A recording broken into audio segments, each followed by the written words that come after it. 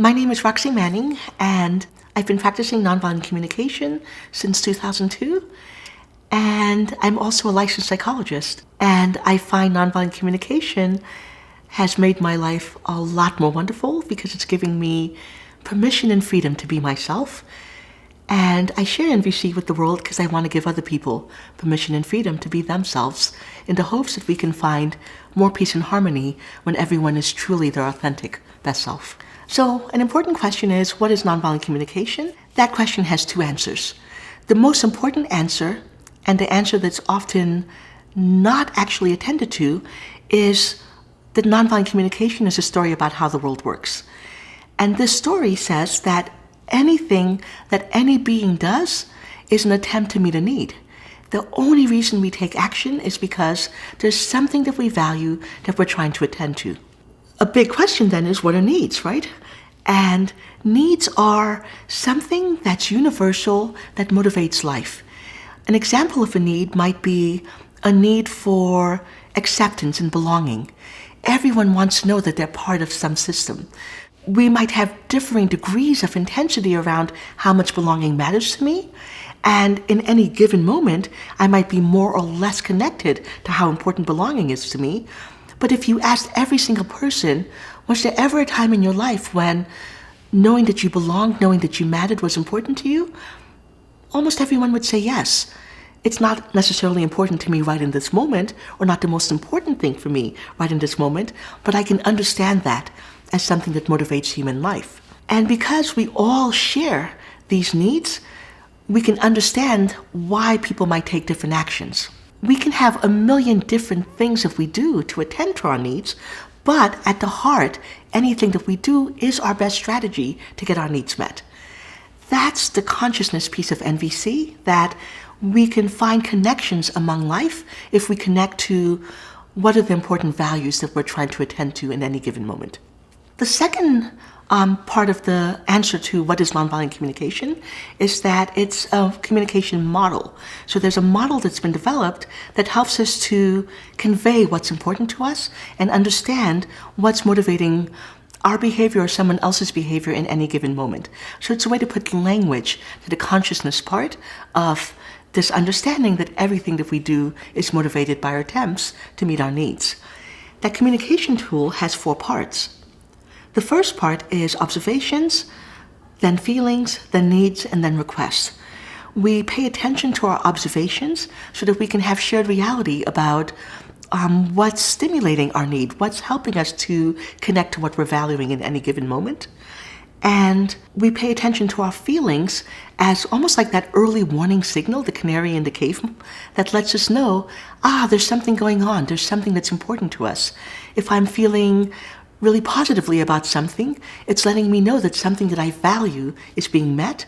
And if I'm feeling negatively about something, it's letting me know that something that I really value is not being met. And then we have our needs, which is the heart of NVC, right? It's, what is it that I'm valuing in this moment? What's the thing that's most important to me?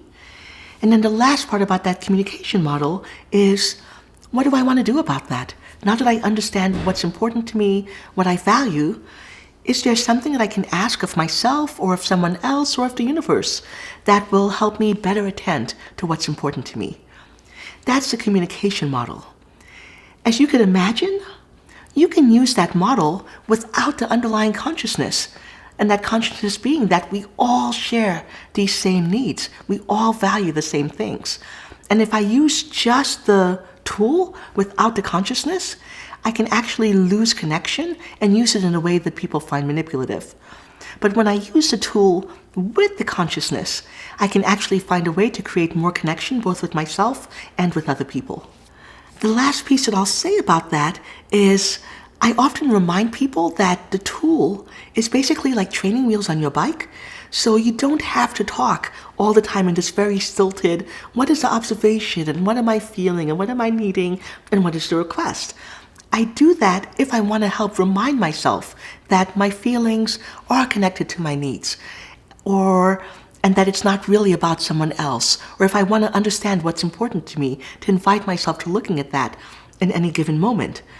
But once I'm really, really connected to the consciousness, and I'm using that as my the way that I orient myself, I can stray away from the communication tool, from the model, and just connect to the heart of what's important to me. So we use the communication tool as the training wheels or the reminder to stay true to what the heart of NVC is, which is all human beings, all beings, take every action as an attempt to meet needs, and if we can understand the needs, we can find paths to better connection. So when I think about who would benefit from learning NVC, I think it's pretty much everybody. And part of the reason is that for most of us, unless you're incredibly lucky, at minimum you grow up with a lot of self-doubts and a lot of judging yourself, putting yourself down. I always hear people say things like, I'm so stupid, or I can't believe I did this, with a lot of judgment.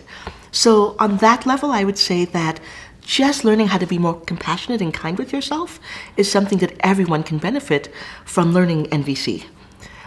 But even more than that, I think it can really help you show up and be the kind of parent you want to be, the kind of coworker you want to be. One of the things I tell some of my students is to think about who you are and how you show up in the world. So some of my students get really angry, and they have everything that happens, they're always judging and blaming other people.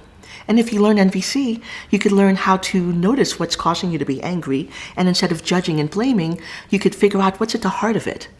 And then other people are kind of the way that I was, and we grow up really judging ourselves. Anything that happens is our fault, and we're the reason that life is a problem. And NVC can help you learn how to be more compassionate. So I think pretty much everyone who wants to learn how to better understand what's motivating them, anyone who wants to learn how to really speak up and advocate for themselves or others, can really stand to study and at least understand the principles of nonviolent communication. If you're really wanting to start learning NVC or start practicing it, even without ever having taken a class, there's one really basic thing that you can do. And I'll kind of describe it in 2 steps. The first step is recognizing one of the main principles of NVC is that anything that's happening, anything that we do, anything that I say, I'm doing it because there's something that's important to me, something that I value. And that thing that I value is also going to be true of everyone in the world. So for instance, I might value acceptance, but every single person in the world wants some quality of acceptance in their life. So if I can think about what's important to me at that really deep universal quality and get it to that level that anyone else can say, yeah, there are times in my life when that's important to me, that's one of the key concepts of nonviolent communication. So if I wanted to practice it, a really easy practice is maybe every hour, just take a moment and say, what's important to me right now? What am I really valuing right now? Not what thing am I doing, but at that really deep kind of human quality. And if you can understand what's motivating your actions and are you doing things that's in alignment with what's important to you, you'll be practicing nonviolent communication. So an example of how to really practice NVC is to think about a place where you're struggling. So sometimes I've got reports to write for work, and instead of getting my reports done, I'm procrastinating. And I might start to beat myself up, oh my gosh, you're so lazy, I can't believe you're not getting this work done, what's your problem? So instead, I can take a moment and just think, what's important to me in this moment? And it might be that if I really connect to why am I not working on this report, I might understand that what's important to me in this moment is rest. I'm really fatigued and I'm just needing some rest. Or maybe if I take that pause, I might realize what's really important to me is showing up with integrity. I said that I would write this report, and being a person who keeps my word is important to me. And when I connect to that, this is what's important to me in the moment, either rest or integrity, then I can actually start to behave in ways that align with that. I can ask myself, well, if you're saying that integrity is really important to you, is not working on this report actually helping you to meet that goal? And if not, do you want to do something else? So it's this kind of gentle invitation to myself to think about what's important and then figure out what steps can I do that would help me be in alignment with that thing. And so that's what that check-in will do. If I'm doing something that I don't like, figure out what's important to me. I want to go back to that example because when we beat ourselves up, I might also say, wow, rest is really important to me. So many of us don't even take a moment to connect with what seems like a really simple need, right? I'm tired, I'm exhausted, and we're always telling ourselves, just push through, just get this done. But instead, if I connect to how fatigued I am and how much I need rest, I might give myself permission to take that 20-minute break and rest, and that will help me get motivated to return to that report. I've been talking a lot about connecting to ourselves as an important part of NVC, and there's a reason for that. A lot of times, and I was one of these people, when people first learn NVC, they think, oh, I'm going to learn the perfect thing to say, and then I'm going to be able to make everyone in my life be better, or do things differently, or behave differently. And it becomes very manipulative. If the only reason that I'm practicing NVC or I'm listening to what's important to you is to get you to change your behavior, people hate that. And they kind of notice it, and they'll say things like, okay, stop doing that NVC thing. So I like having this practice of really understanding myself as the foundation for my NVC practice. I want to connect and hold compassion for myself and understand truly what's motivating myself. That said, NVC is also incredibly important in helping us connect to and become more compassionate and more peaceful with other people in so many ways. If I have children, for instance, I have 3 children, and if my kids are showing up and behaving in ways that are challenging for me, instead of saying, like, you're a bad kid or you're doing something wrong, I can apply that same question. What's important to them in this moment? Why are they doing the thing that they're doing that's so hard for me? And if I can understand what's motivating them, and again, really connect to that at the level of something that I can also see that's important to me, I can actually hold a lot more compassion to them. Instead of judging them, I can first make a guess. Like, it could be something as simple as, are you struggling to go to bed because you're really wanting to honor what your body is wanting in the moment, and the idea of just an artificial time doesn't work for you? If I get that, I understand that also, right? Because there are times when I know that the clock is ringing and I have to do something, and it doesn't actually match my body's flow. So when I connect to what's important to the kids, instead of judging them, I can understand what's motivating them, but then I can also tell them what's important to me. And it could be something like, I really get that, and I want you to be able to really notice and be in tune with what your body needs. And I'm also needing rest. And when you're playing and you're being loud late at night, I can't actually get the rest that I need.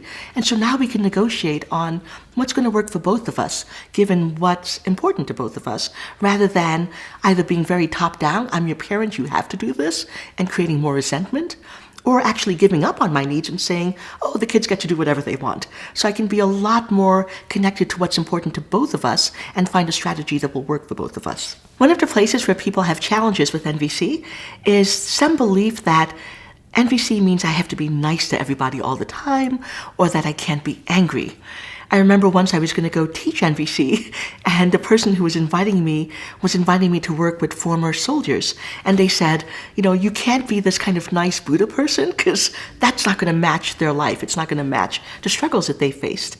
And I want to talk a little bit about that, because one of the first things I tell all my students is that NVC is not about being nice, it's about being real. And that means that you're allowed to get angry. You're allowed to have difficult emotions. What NVC is inviting us to is to understand what's motivating that and to express it in a way that it's more likely to get heard. So for instance, if somebody did something to me, let's say I was walking down the street and someone insulted me, I can say like, wow, I'm really upset that you said that. But instead of going straight to, and you're a jerk, you're a horrible person, I can invite myself to think about, why would they even say that in the first place? And I can connect to what's motivating them, right? It might be that that person had a really bad day and somehow it just came out and it's not even really directed at me. My understanding and holding compassion for their experience doesn't mean that I'm condoning what they did. So I could say something like, I'm really getting that you've been super frustrated and this was just one more straw that kind of broke your back and, this came out in a way that you didn't like, and I'm really sad that you're having such a bad day, and really genuinely feel compassion for their experience. But I can also say, and when you speak to me in that way, it's actually hard for me. I'm wanting to be held with a lot more respect and care, and also some recognition that I also have bad days.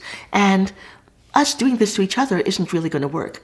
So NVC doesn't mean that my expressing compassion for your experience also means that I'm in agreement with the strategies that you're using to attempt to take care of yourself.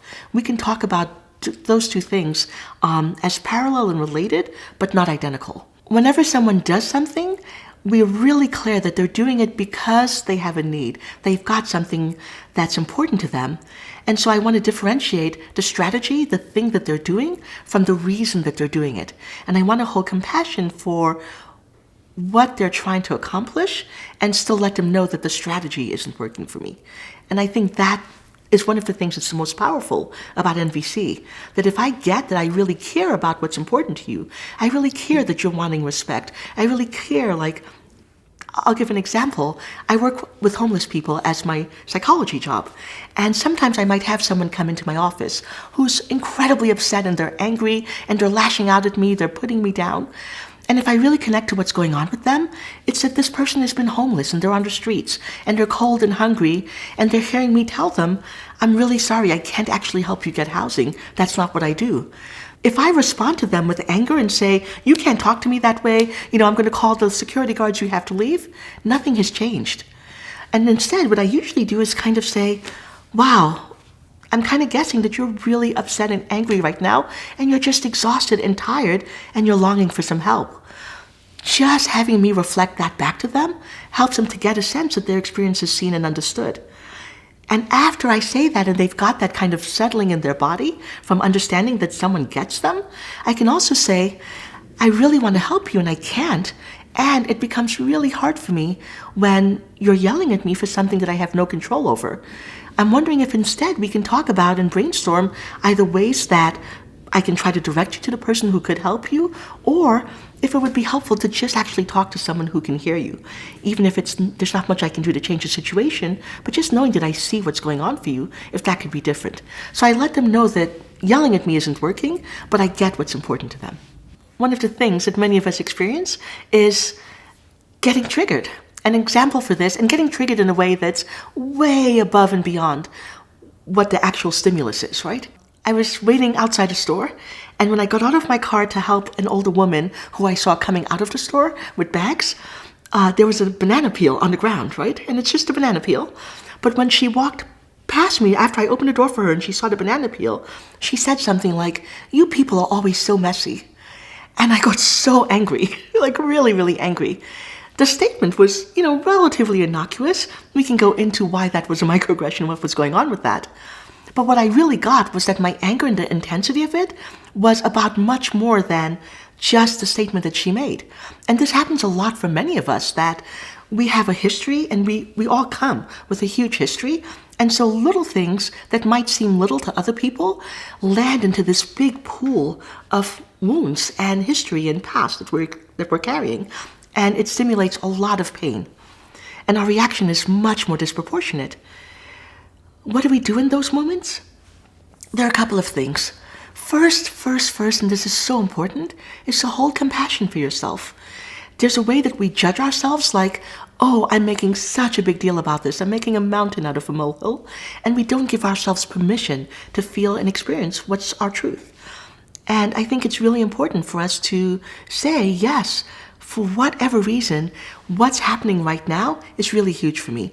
It's creating a lot of fear, it's creating a lot of anger, and that's my experience. And be able to separate out the emotion that's coming up with us with some sense that I have to act on it. This is a place where I find NVC really helpful, because NVC invites me to connect to the emotions and the feelings that are coming up, and then also to slow down and pause, and to separate out, is this emotion coming up because of that external stimulus, the thing that the person said or did? Or is it coming up because there's some bigger need, something that's important to me that was stimulated by what that other person said or did? And if I can connect to what that larger stimulus is, what the history is that might have been connected to, or what larger need has been going so unmet for me for so long, then I can understand myself a lot better, hold a lot more compassion for myself, and then my response will be more appropriately directed to where it needs to be. It might be telling that other person, when you said that, it landed in this experience that I have so often. And my reaction is coming more from this pattern of experiences than really the specific thing that you said or did. And I'm wanting some understanding for how many times I've had this experience and why it's so painful for me. So NVC helps me to connect to what's important to me and also to hold compassion when things get really big. Applying NVC to online life, especially in this idea that somebody might say or write something online and then I've got this big reaction to it, I think my first response is slow down. And that's actually my response for both offline and online behavior. A lot of almost the immediacy of social media now, of like Instagram, and you send me a message, I need to respond right away, means that we've actually stopped taking a pause. And we have this idea that if something happens, I need to respond to it immediately. You don't. And when it's online, you have even more opportunities to say, wow, I am really triggered by what that person said or did. Instead of responding right away, I'm going to pause and fully understand where this trigger is coming from, what's important to me. And I actually love online or asynchronous, not happening at the same time communication, because I can actually take the time to connect to what I value before responding to that person. And then my response is going to be much more about me than around judging or blaming them. And this is where I see a lot of online communication going south, that people tend to focus on someone writes something and I take whatever you've written as something about that person. Like, here's an example. If someone says, Trump is the most wonderful person in the world and you snowflakes don't understand him, I can get really upset and angry about that comment, right? And if I immediately attack the person who wrote that and said, you're just a conservative X, Y, or Z, that's actually not actually going to create any sort of resolution to the problem. Instead, I can slow down and say, okay, I got really angry reading that. There's something important that I need to understand here about what's important to me. And it might be interesting to think about what's important to them. Why would they write that? And I can do this whole exploration before I write anything back. What's important to that person? It might be that they're saying that because they're really wanting a bit more compassion and understanding about people like them. It could be that they're wanting more acceptance around different ways of being in the world. Doesn't mean that I agree with their strategy that snowflakes or calling me a snowflake or whatever, but I can understand that in some ways, my anger in that situation is almost the same as theirs, that I'm also wanting more acceptance around my way of being in the world, and I'm wanting there to be space for different kinds of people to show up and be valued. And so if I slow down enough to connect about that, my response will no longer be about the person, it will be around, wow, are you saying that because you're scared that people are going to be judging you or people don't understand what's important in your life? That's exactly what's coming up for me too. Here's what I want you to hear about my life experience. Or I might ask them, what is it that you want me to hear about yours that you think people aren't getting? And we can completely change the tenor of the discourse. So I'll give an example of the way that online dialogues can work. I was about to do a retreat, and the retreat was on diversity and equity and creating bridges across differences. And so my assistant posted an announcement for the retreat on Facebook. And in response, someone wrote back with this really intense diatribe against the work that we were doing. And started off by calling us social justice warriors and snowflakes and a lot of negative language, but then started talking about we don't understand what pain is, and they were going to make sure that we learned what pain was. So this was terrifying on a number of levels. First, there was this person's anger about the work that we were doing, and then also the threats that they were going to make sure that we understood what pain was, because that was the only way that we would learn. I was actually amazed at my assistant. He wrote back to this person and was making some guesses around what was important to the person. Why would they post this message? And he was trying to understand, was the person feeling threatened and scared that his experience as a white man wasn't being honored and seen, and the challenges that he'd faced in society wasn't being honored and seen when he thinks about a focus on diversity and equity? Was the person wanting a sense that everyone was being valued, and that the things that were important to him weren't going to be taken away in order to support someone else? So he was making some really important guesses about what was motivating this person to say these things. And he also was checking in with the person and letting them know that we would love to connect with you and understand what's important to you around equity, because equity for us applies to everyone. And when you make threats, it's actually scary for us because we're not sure how to engage with the question of safety for everyone who might come to the retreat if you're going to be threatening us and making us think that there might be physical harm. So there was both acknowledging what might be motivating the person and checking in with them around, do we actually need to worry about physical safety? Is that the message that you're wanting us to hear? Some people might question, like, why would you even guess and make like an empathy guess around what's motivating this person, right? And I think this, for me, is the heart of NVC, that it's not just about doing things to make my life wonderful, but with NVC, I'm trying to create what Dr. Martin Luther King called beloved community, right? I'm trying to create a world where everybody is welcome and people from all different walks of life, people who are from different backgrounds, different religions, everyone finds community. And in order to find community, it means that even when you're showing up in ways that are painful for me, the only way that I can bring you into my community is if I can show you that I can understand, and I can invite you to understand me. If the dialogue stays around pushing you away or saying that what you're doing is wrong, with no attempts at understanding, we'll never create community. We'll never find that bridge to be able to understand and find a new way of being together. And so I could have just said, oh, we're going to flag this post and call Facebook and maybe call the police and do all of these things. If I did that, I'm pretty sure that that person would never engage with us and nothing will ever change. But by inviting people into dialogue, people start to question, like, wow, why did I say that? So I've got an example of the kind of change that could happen when we empathize with folks online. So someone had written me, and I've been having some challenges with this person because they tend to write incredibly long emails with a lot of, that would take a huge amount of time for me to respond to, and we don't actually have a relationship. They were my student maybe 10 years ago, and they include me on a ton of group emails. And so this was a really simple example. I wrote them back and said, I would love not to receive group emails. If there's something very specific that you want my attention for, write me, but write only me. And they were pretty triggered about this. And finally they agreed. And then a couple years later, I started getting more group emails. And this week they sent an email, I guess to someone that they were trying to apply for a job for, and included me on the email without asking. So I wrote back and said, I still have the request not to be included on group emails, and I would be concerned about being a reference for you because we haven't spoken in like 7 or 8 years, and I couldn't say anything about the quality of your work. And they wrote back this incredible letter saying, I can no longer endorse you. I'm going to tell anybody who asks that you have a problem with white men. And, there was a lot of things along this vein. And this is the kind of response that you would just write back and say, whatever, dude, and completely ignore it. And instead, after a moment of just reflection, I wrote them back and I empathized with them.